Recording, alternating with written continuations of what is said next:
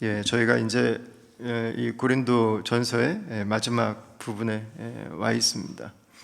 마지막 부분은 크게 세 가지 내용을 좀 담고 있는 것 같아요.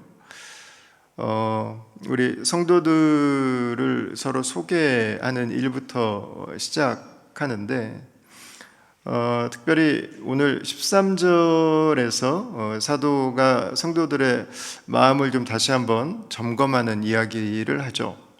13절을 같이 한번 읽어볼까요? 13절, 자 시작.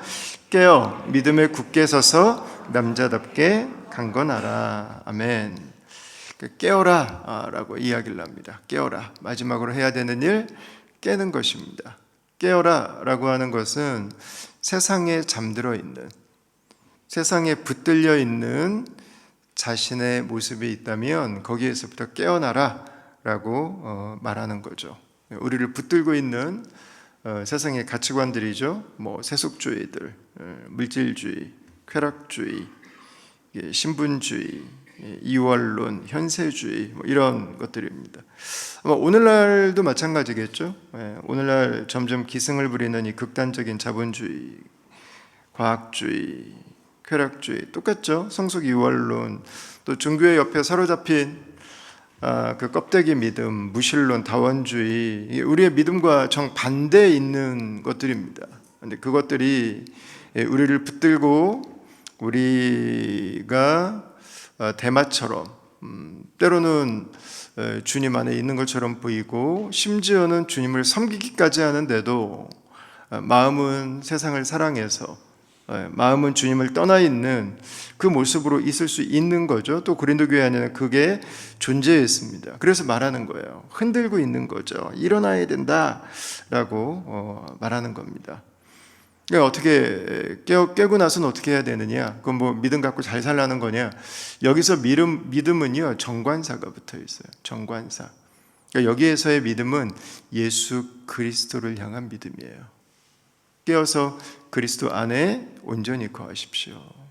그리스도 위에 우뚝 서십시오. 그래, 나 믿음 좋아, 이 말이 아니고 그리스도 안에 그리스도에게 붙들린 자로 살아가라고 하는 것입니다.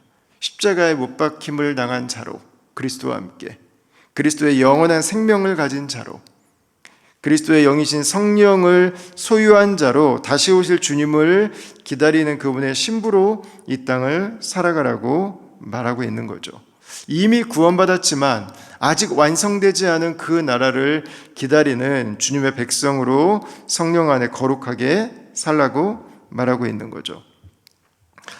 23절 뒤에 보면 남자답게 강건하라, 이런 표현이 있어요. 그럼 여자는 안 강건한가? 안 해도 되나? 서운하게 생각하지 마시고요. 여기에 나오는 이 남자답게 강건하라라고 하는 것은 그리스인들의 남성관의 기초에서 한 말이기는 해요. 제가 이걸 GPT한테 물어봤어요.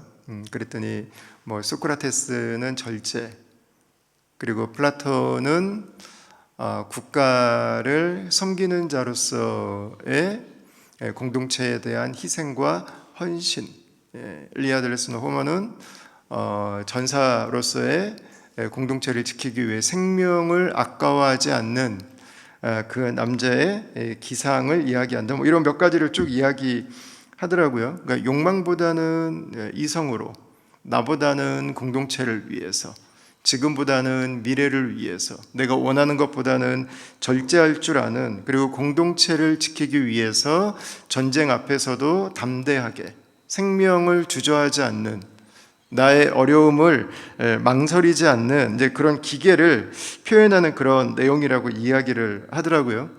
여러분, 중요한 것은 지금 이것을 고린도 교회에 있는 형제들에게 말하고 있는 게 아니라는 거예요. 믿음 안에 살아가고 있는 모든 성도라면 그리스도 예수를 따르기 위해서 절제가 필요한 거고요, 하나님의 나라를 위해서 그분의 나라 백성으로 살아가는 영적 전쟁의 한복판에 서 있는 자들로서 예수를 따르기 위해 이 세상에 있는 것들을 주저하지 않는 믿음의 결단을 가지고 살아가는 그 모습을 말한다고 볼 수 있겠죠.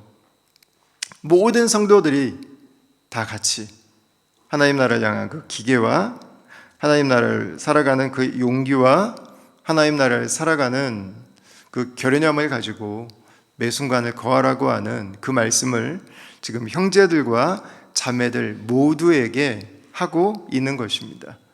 저와 여러분들이 다 함께 이 예수 그리스도 안에서, 그 복음 안에서 살아갈 수 있기를 우리 주의 이름으로 축원합니다.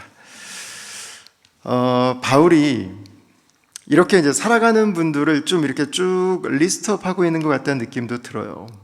15, 16절 한번 보세요. 바울이 제일 먼저 이야기하는 분들이 있는데요. 스데바나입니다. 스데바나의 집. 고린도 교회의 첫 번째 성도였을 거예요.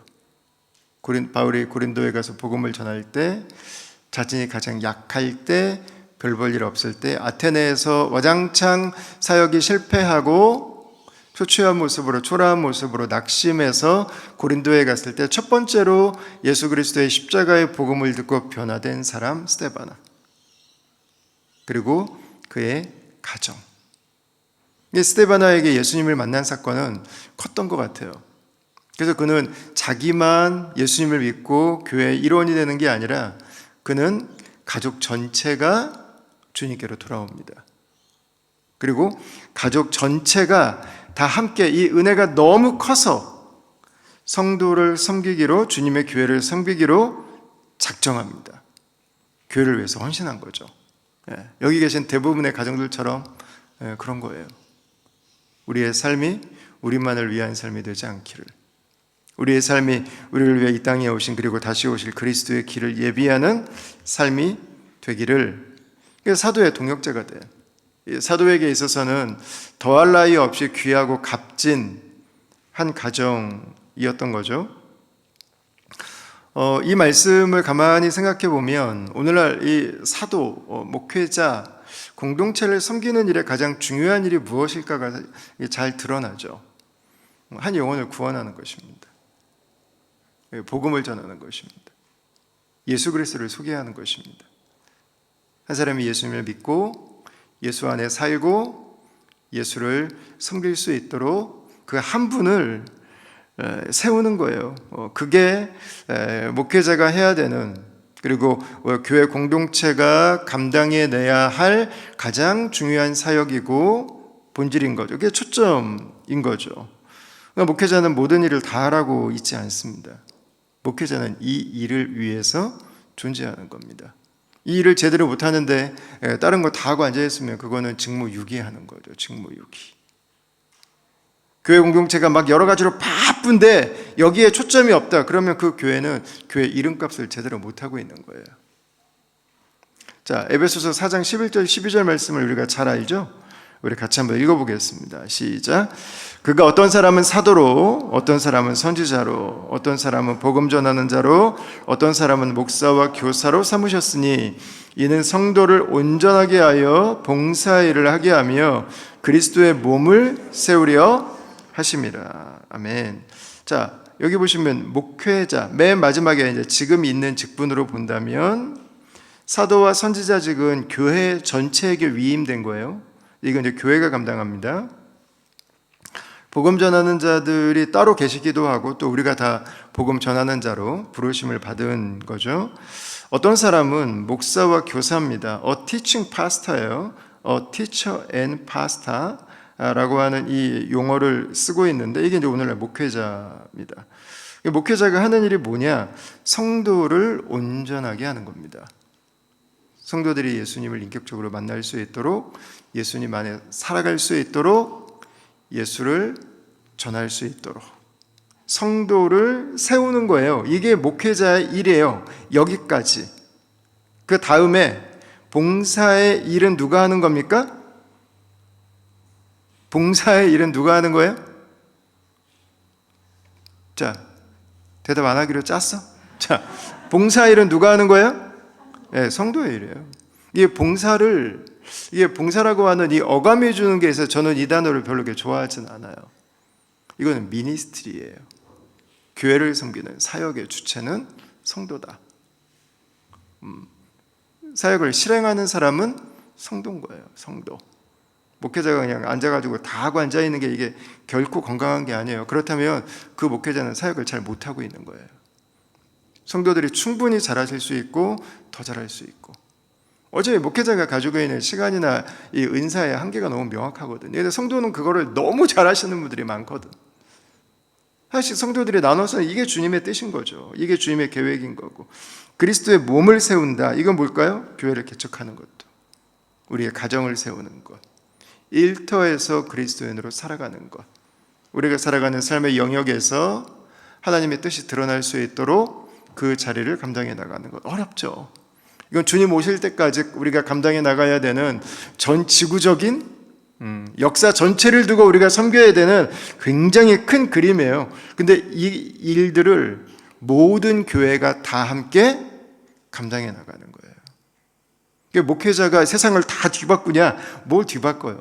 목회자는 뭐 아무리 빽빽거려야 여기잖아요. 여기 목회자 얼마나 하겠어요? 세상의 한복판엔 여러분들이 계신 거죠. 여러분들이 세상의 제사장들이고, 여러분들이 세상의 목회자고, 여러분들이 가정의 목회자고, 여러분들을 통해서 하나님이 이 일들을 이루어 가시는 거예요. 여러분들을 통해서 하나님이 이 비전을 성취해 가시는 거죠. 그 교회가 건강한 교회죠. 근데 현실에 이제 저항이 많아요. 그죠? 일단 목회자들이 이거에 초점을 잘 못 맞출 때가 많아요. 그 목회자들이 딴 건 다 잘하는데 이 복음을 잘 못 전해. 이게 어려워지는 거지. 이게 말씀이 뭔지 잘 모르게 해서, 그럼 이제 좀 어려워지는 거죠. 그죠? 목회자로서 한 영혼에게 초점을 맞추고 그분이 예수를 만나고 예수 안에 살아갈 수 있도록 세우는 일들을 준비하는 것은 무엇보다 중요한 일이에요. 무엇보다 중요한 거. 이걸 위한 훈련이 철두철미하게 돼 있어야 되는 거죠. 근데 성도들 안에도 이제 저항이 있어요. 예수 안에서 온전해지고 싶지 않아요. 그죠? 예수 안 믿고 그냥 적당히 다니고 싶어.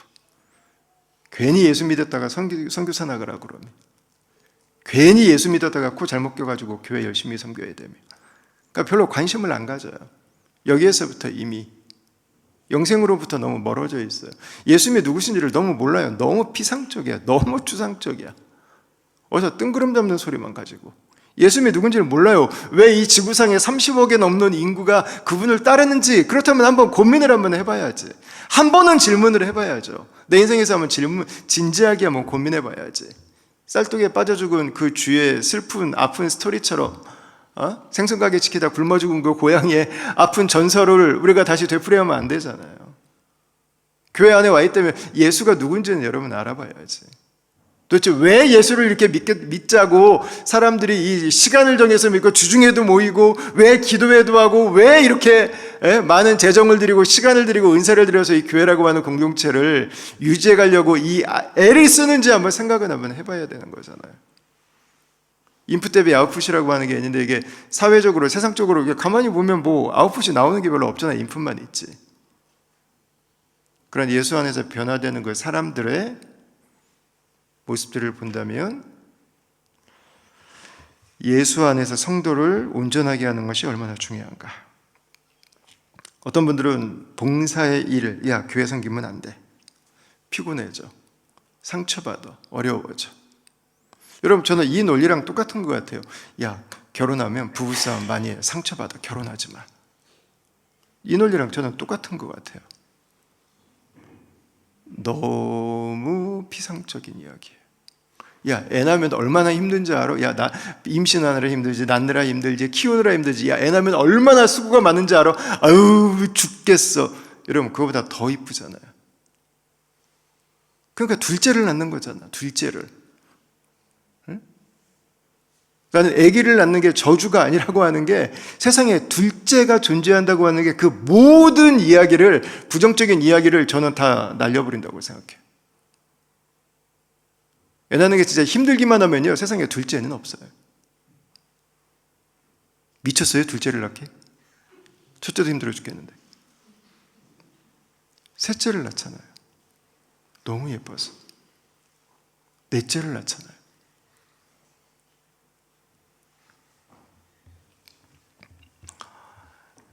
뭐 집에서까지 교회 얘기하고 있어. 여러분, 나는 여러분들의 가정의 주의 나라가 임하기를 축원합니다. 난 여러분 안방에 그리스도께서 좌정하시기를 축원합니다. 여러분 크레딧 카드가 성령 충만하기를 바랍니다. 아멘이 아무도 없네요. 크레딧 카드가 성령 충만하기를 바랍니다. 여러분들의 시간이, 여러분들의 인생이 주께 붙들리길 바랍니다. 여러분들의 일터가 주님의 사역지가 되기를 바랍니다. 네. 여러분, 이게 주님께서 우리에게 가지고 계신 계획들인 거예요. 이 일들을 함께 이루어가는 거죠. 이 일들을 함께 살아가는 거죠. 바울은 고린도 교회에게 스데바나와 함께 일하고 사역하라고 이야기를 합니다. 교회를 세우는 사람, 교회를 통해서 한 영혼이 구원받고 그 영혼이 그리스도와 함께 살아가고 그 영혼이 주의 나라를 위해 동역자가 될 수 있도록 세우는 한 사람, 우리 다음 공동체가 이런 분들로 채워질 수 있게 되기를 주의 이름으로 축원합니다. 여러분, 성도, 우리가 집사는 사역을 감당하는 사람이죠. 근데 사도행전에 나오는 집사님들은요, 다 복음의 전문가들이에요. 빌립 집사님 보세요.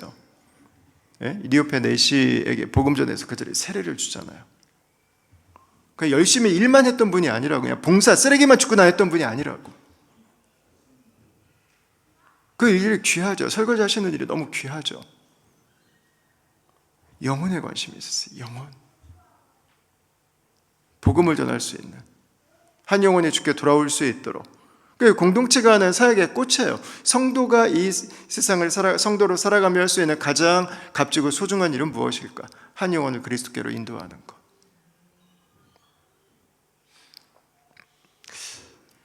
여러분들은 여러분들의 삶에서 하나님께서 여러분들을 통해서 그 영혼을, 그 가정을 그리스도께로 인도한 분이 딱 있으세요? 없어도 괜찮아요. 앞으로 있게 되기를 바랍니다. 네. 여러분들이 우리가 자녀를 낳아서 키우는 것처럼 영적으로 낳아서 그리스도 안에서 세우는, 키우는 그 한 사람 한 사람들. 여러분, 이게 가장 본질적이고 이게 가장 중요한 사역입니다. 이걸 위해서 공간도 준비하고, 이걸 위해서 재정이 들어가고, 이걸 위해서 밥도 하고, 이걸 위해서 문서 사역도 하고, 이걸 위해서 영상도 찍는 거예요. 사도는 이 일을 잘하는 몇 분을 소개했어요. 스데바나만이 아니라요, 19절 한번 보세요. 이 고린도 교회에게 문안하는 분들이 있습니다. 아굴라와 브리스가입니다. 보통 프리실라가 앞에 나오고 이 아클라가 뒤에 나오는데, 여기는 반대로 아굴라가 먼저 앞에 나왔어요. 부부입니다. 부부. 이 부부는 고린도 교회에서 사도 바울과 함께 교회를 개척할 때 헌신했던 부부예요. 그러니까 우리 다음 교회로 말하면 순장 부부인 거예요. 순장 부부. 바울이 교회를 개척할 때 가장 앞에서 자신들의 평신도 전문인 사역자로 자신들을 헌신해서 교회를 섬겼던, 교회를 세우는 일을 했던 거죠. 지금 이 브리스길라와 아굴라가 바울이 있는 에베소에 같이 있는 거예요. 이게 놀랍죠? 그냥 고린도에 직업 갖고 거기서도 살 수 있을 텐데 충분히 에베소까지 온 거예요. 복음을 위해서. 성경 속에만 있을 만하지. 저희 리드컴에 있을 때 우리 교회를 잠시 썼던 그 그레이스 채플, 우리 폴란 목사님 교회가 뉴저지에서 왔거든요. 근데 폴란 목사님이랑 같이 동역을 하려고 미국에서 우리 청년들이 한 3-4명이 왔고, 그리고 가정이 한 4-5 가정이 왔어요. 이민을 왔어요. 그냥 같이 교회를 개척하려고. 그 좀 미국 색채가 좀 나는 것 같아갖고 호주에서 잘 될까 했는데 잘 하시더라고요. 근데 그 미국 뉴저지에 있는 그레이스 채플 담임 목사님이 박반성 목사님이라고 하는 분인데, 나이가 60이에요. 60. 한국 공동체, 영어 공동체 이제 2개를 섬기셨는데 60이 돼서 본인이 교회를 사임했어요. 한국의 교회를 개척하려고.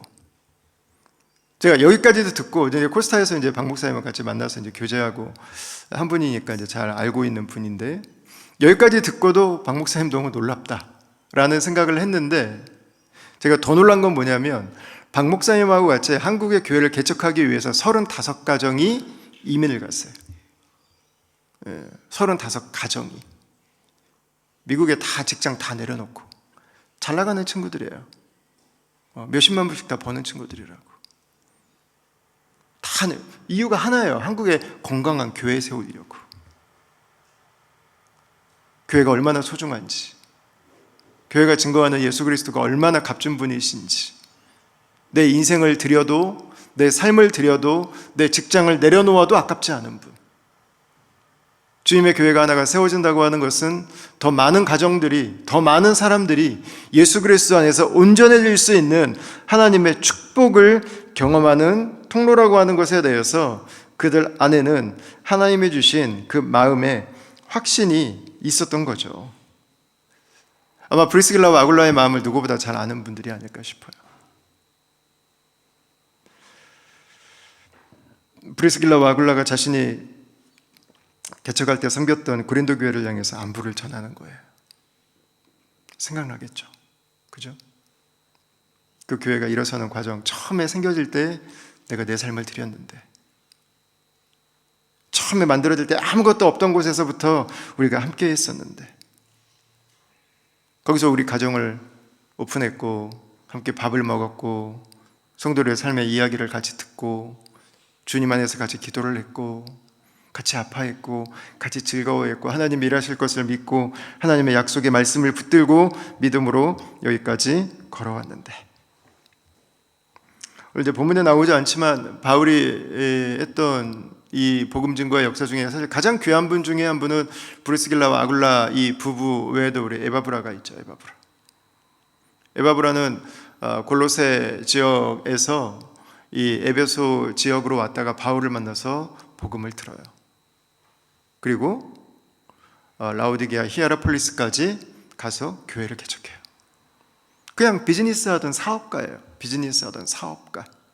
그가 바울을 만나서 제자훈련을 받고 그리스도를 배우고 그리스도 안에 살아가는 그 삶을 배우고 예수와 함께 살아가는 것이 무엇인지를 훈련하고 우리 동네에 교회가 없는데 하고 자기가 개척한 거예요. 성도인데 목회자가 된 거죠. 성도인데 자신의 삶을 복음을 위해서, 교회를 위해서 드린 거죠.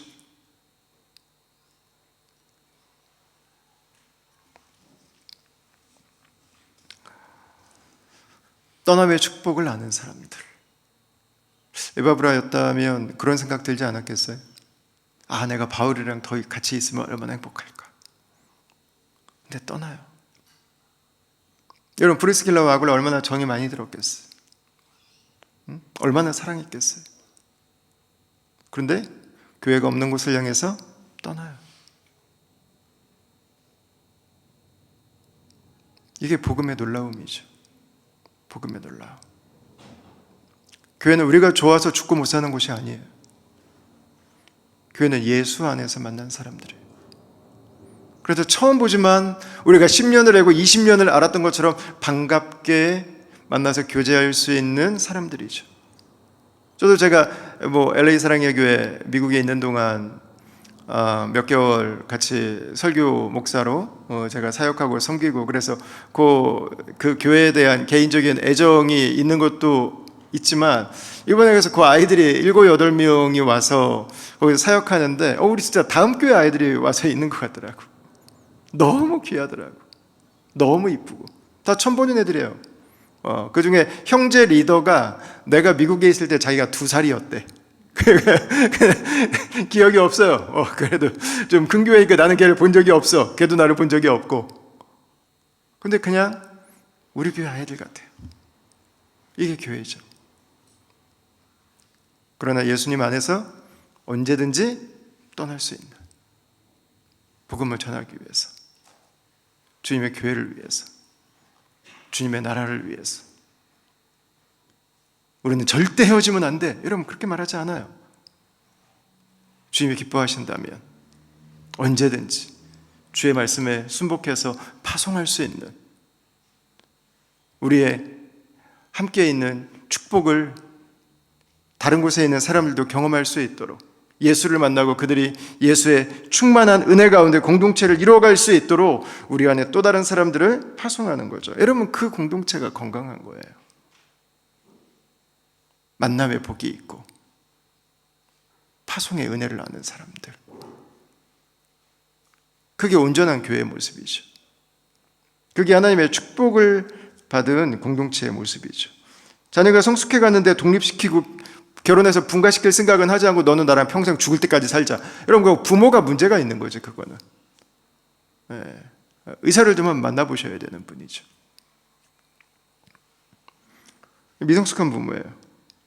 교회는 복음을 전하고 생명을 낳고 개척하고 파송하는 곳이죠. 우리 다음 공동체가 만남의 축복과 파송의 은혜를 나누는 공동체가 될 수 있기를 바랍니다. 자, 여러분, 그 다음에 내가 몇 시까지 해야 되지? 그 다음에요, 22절을 한번 보세요. 이게 플로우가 쭉 가다가 20절에도 거룩하게 입맞춤으로 서로 문안하고 쭉 가요. 그다음 22절을 한번 보세요. 22절. 우리 같이 한번 읽겠습니다. 시작. 만일 누구든지 주를 사랑하지 아니하면 저주를 받을지어다. 우리 주여 오시옵소서. 아멘. 바울이 그 당시에 이 편지를 바울이 직접 라이팅을 직접 하진 않았을 거예요. 아마 더디오나 어떤 분들은 이 편지 자체도 팀으로 썼다고 하는 주장을 하시는 분들도 있고, 최소한 누군가 바울이 이야기를 하면 그것을 받아 적어주는 사람이 존재했어요. 그러니까 바울의 필체가 아닌 거죠. 그래서 바울이 썼다고 하는 것을 명확하게 하기 위해서 바울이 자기 이름을 서명하듯이 큼지막하게 남겼어요. 그래서 이제 21절에 보면 친필로 너희에게 문안하노니 라고 하는 이 구절을 집어 넣은 겁니다. 그 앞에 분위기 좋았어요. 그죠? 서로 사랑으로 깨어서 굳게 서고 좋았어요. 내가 누구도 소개하고 교회 아름답게 세워 브리스길라 와굴라의 문안도 전하고 좋아요. 아주 좋았어요. 근데 22절 딱 보니까는요, 갑자기 분위기가 확 바뀌어요. 뭐라고 그래요? 주를 사랑하지 않으면 저주를 받을지어다. 이게 뭐냐는 거예요. 이게 갑자기. 사도 바울이 쭉 마무리하다가 갑자기 고린도 교회 안에서 사고를 치고 있는 분들이 생각나지 않았을까? 그 순간에. 그럴 수 있지 않겠어요? 아니, 버젓이 집사인데 첩이 있는데, 아버지의 첩을 지금 내 아내로 들여서 살고 있는데 재산 지키려고 번뜩 든 거죠. 아니, 신전에 가서 매춘을 하는데 성도들이 갑자기 떠오른 거죠. 아니, 자기네 좀 밥 먹고 산다고 천민, 노동자, 노예로 일하는 사람들이 허기지게 교회에 왔는데 자기들끼리 맛있는 건 홀라당 다 먹어놓고 남는 거 그 사람들에게 남겨주고 필요한 사람 먹으라고 하는, 이걸 성찬식이라고 지금 하고 앉아있는데, 이게 쭉 지금 그 얘기를 해온 거잖아요. 아니, 은사 받았으면 더 열심히 조용히 군소리 하지 말고 기도하면 되지, 그거 내가 더 잘났네, 네가 더 잘났네 하면서 교회를 혼란케 하는데 이걸 왜 가만히 냅두냐, 지금 그 얘기를 계속 한 거잖아요. 그러니까 바울이 마지막 순간에 이게 좋게만 가기에는 안 되는 부분이 팍 이렇게 좀 떠오른 것 같아요. 그래서 얘기하는 거죠. 저주를 받을지어다, 이렇게까지 말하는 거예요. 왜? 그들은 아무리 봐도 십자가에 못 박힌 적이 없는 사람이거든요. 그들은 아무리 봐도 부활의 새 생명을 갖고 성령으로 사는 사람은 아니거든요. 그냥 흉내만 내는 거지. 그냥 흔적만 가지고 있는 거지. 그들은 복음 위에 서 있지 않아요. 22절 그래서 말하는 거예요. 주를 사랑하지 아니하면, 주를 사랑한다면 그렇게 행동할 수 없거든요. 주를 사랑한다면 그렇게 말할 수 없거든요. 주를 사랑하는데 그 삶의 모습을 유지할 수 없거든요. 그러니까 바울이 볼 때는요, 그들은 주를 사랑하지 않는 거예요. 어떤 분들에게는 이 표현 자체가 조금 힘들 수도 있어요. 여러분들이 두 개를 다 생각하시면 좋을 것 같아요. 교회는 다 좋은 게 좋은 공동체가 아니다. 아닌 건 아닌 것이다. 교회는 사랑의 공동체예요. 동시에 교회는 훈육의 공동체이기도 해요. 바운더리가 있어요. 온전한 사랑은요, 바운더리와 함께 가는 거예요. 바운더리가 없는 사랑은 세상에 존재할 수 없어요. 내가 당신을 너무 사랑해. 온전히 당신만 사랑해. 내가 다른 데 가서 내가 당신을 너무 사랑해. 내가 당신만 온전히 사랑해. 이건 성립할 수 없는 거거든요. 안 되는 건 안 되는 거거든. 아닌 거는 아닌 거예요. 교회에 있을 뿐이지 자기 생각, 자기 편견, 세상의 습관, 세상의 방식에 찌들어서 주 안에 있지 않은데 나는 그리스도인들이고 나는 당신들보다 더 우월해 라고 말하는 것은 여러분 심각한 거죠. 심지어 그들의 교회를 주도하려고 하고 그들의 교회를 쥐락펴락하려고 하고 있어. 그냥 넘길 문제가 아닌 거죠. 하나님의 진노의 심판에 넘겨지기 전에 사도에게 혼나는 게 오히려 나은 거죠. 이 땅에서는 회개할 기회가 있거든요. 그런데 주님 앞에 서게 되면 회개할 기회가 없어요. 오히려 이게 더 나은 길이에요. 이게 더 좋은 방법인 거죠. 그러니까 저도 교회를 섬기다 보니까 이 목회자에 대한 좀 기대치가 있는 것 같아요. 네? 목사님은 항상 좀 부드러워야 된다. 저는 이거는 크리스천 리더에 대한 절반의 오해라고 생각해요. 절반의 오해.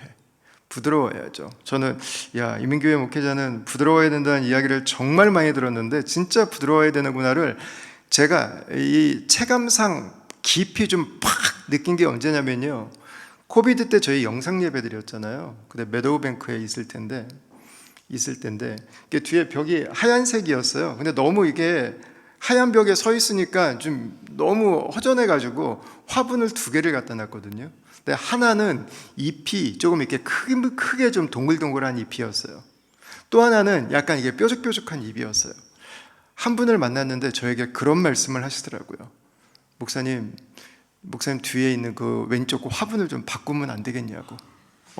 왜요? 이게 상했나? 왜 제가 아주 잘 살아 있었거든요. 왜 그러세요? 그랬더니 뾰족한 나뭇잎을 보는 게 자기 너무 힘들다는 거예요. 물론 그거 저기 있잖아. 이렇게 바늘 이게 뾰족한 거 보면 그걸 수도 있어요. 근데 자기는 뾰족한 나뭇잎을 봐도 너무 마음이 힘들대요. 목사님 이걸 좀 다른 걸로 바꿔주실 수 있냐고. 제가 까무러치는 줄 알았어요. 세상에 그렇게까지 그걸 보고도 찔리신대요. 마음이 아프대요. 이민교회 목회자는 부드러워야 되는구나. 부드러워야죠. 그죠? 그러니까 여러분 부드럽기만 하면 교회가 산으로 갈 공산이 커져요. 부모는 자녀가 원하는 걸 다 들어주지 않습니다. 사랑으로 키우죠. 부드럽게 해야죠. 그러나 부모가 원하는 대로 다 해주지 않아요. 지금도 교육학에서 마음 읽기, 마음 돌봄 이런 흐름들이 있어요. 그죠? 저희 교회도 감정 코칭을 하는데 그거의 이제 성경적인 버전인 거죠. 여러분 원래 이 운동의 시작은요. 훈육을 하지 말자가 아니었어요. 훈육을 하되 좀 다른 사람의 아이들의 마음을 좀 우리가 이해하고 좀 알면서 훈육하자였어요. 감정을 좀 읽어주면서 훈육하자였어요. 근데 어느 순간 이 이야기를 하다 보니까 훈육은 디스플린은 빠져버렸어요. 아이들을 기분 나쁘게 하면 안 돼가 돼버렸어요. 아이들이 상처받게 하면 안 돼가 돼버렸어요. 그 운동회도 안 한다면서요. 이번에 가서 한국에 운동회가 없어졌대. 왜? 소풍도 안 간다면서요. 예? 김밥 누구는 화려하게 싸우고 누구는 별 볼 일 없이 싸우면 상처받는다고. 운동회 하다가 달리기에서 1등 하면 꼴등한데 상처받는다고 운동회도 안 한다면서. 그게 뭐 하는 짓인가 모르겠어.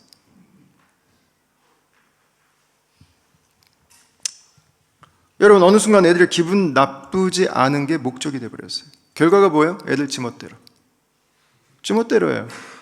전혀 아니에요. 하나님은 훈계하시는 분이에요. 하나님이 사랑하신다면 하나님은 징계하세요.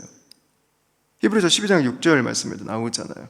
그가 받아들이시는 아들마다 채찍질하신다. 아니, 아닌 건 아닌 거지. 아닌 건.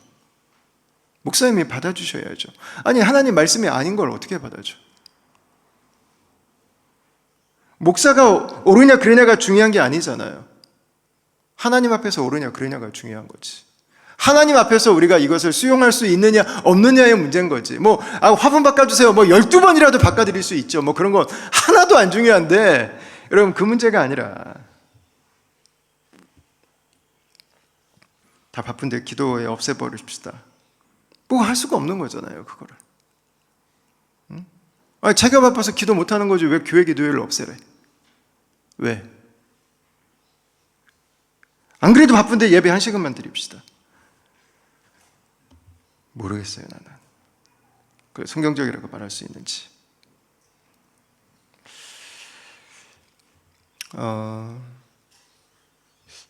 나에게는 기분 나쁘게 하면 안 돼요.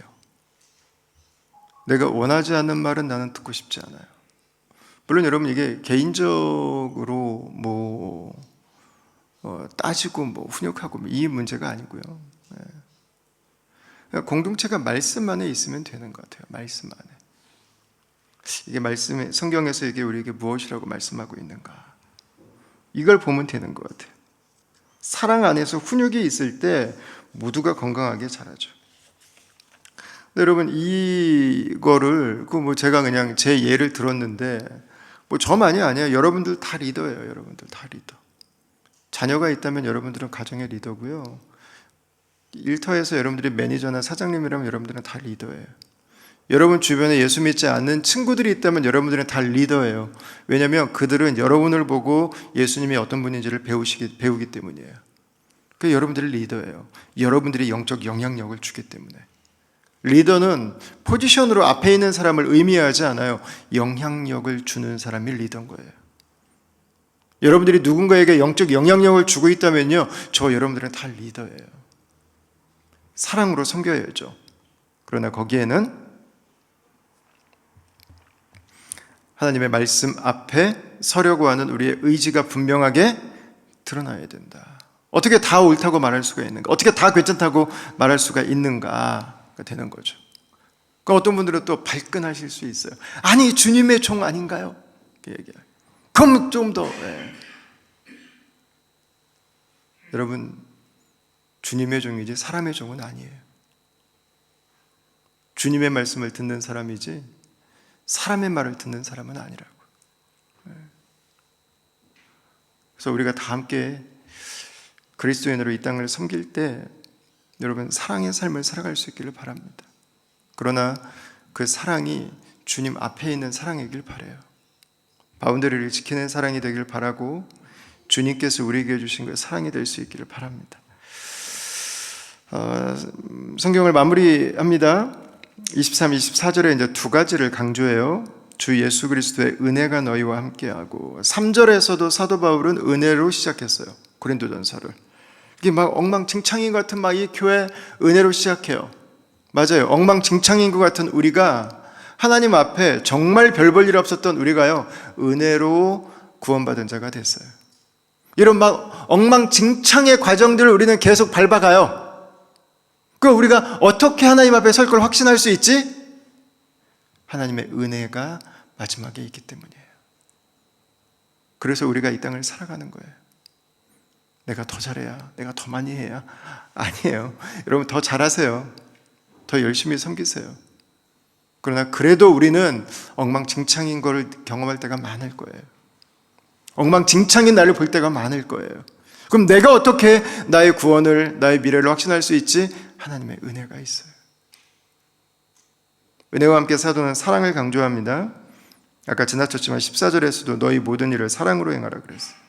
24절에서 나의 사랑이 그리스도 예수 안에서 너희 무리와 함께 할지어다, 이렇게 얘기해요. 은혜 안에 있는 사람들의 공통점, 사랑이 드러나요. 은혜와 사랑은 나눌 수가 없어요. 은혜는 돌아볼 때 한 번씩 이렇게 우리에게 이렇게 와닿잖아요. 어떻게 우리가 그 은혜를 일상적으로 경험할 수 있지? 사랑이 우리에게 있으면은요, 사랑이 채워지면 하나님의 은혜가 일상적으로도 경험이 되더라고요. 그래서 은혜와 사랑은 나눌 수가 없어요. 우리의 믿음의 삶에는 하나님의 은혜의 역사가 있죠. 근데 동시에 우리가 서로를 섬기는 사랑의 역사가 있을 때 비로소 우리의 삶이 이 엉망진창인 것 같은 나의 현실 속에서도 계속 하나님의 은혜가 내 삶을 인도하고 있는 것을 보게 되는 거죠. 여러분, 우리의 믿음은 그 자리에 가만히 앉아 있는 건 아닌 거예요. 그죠? 계속 하나님의 은혜 안에서 사랑하고 계속 하나님의 은혜 안에서 복음 안에 거하기 위한, 복음을 증거하기 위한, 그리스도를 알지 못하는 한 영혼을 품고 주 앞으로 나아가기 위한 스트러글이겠죠. 죄가 나를 다스리는 삶이 아니라 성령이 내 삶을 다스리시는 그분의 인도하심에 나를 온전히 맡겨드리는 것. 여러분, 주님 다시 오실 때까지 모든 민족에 있는 사람들이 주님을 만나고 주님 앞에 살아갈 수 있도록 주님은 저와 여러분들에게 마지막 때 명령을 내려주셨어요. 은혜와 사랑으로 우리에게 주신 가정, 공동체를 축복하고 우리의 일터, 우리가 살고 있는 이 도시, 열방과 땅끝, 무엇보다 우리의 다음 세대들까지 예수 그리스도 안에 살아가는 그 주님의 공동체를 이루어가는 그 놀라운 하나님의 일하심을 가슴에 꿈꾸며 우리 다음 공동체를 함께 세워가는 그런 저와 여러분들이 될 수 있기를 주의 이름으로 축원합니다.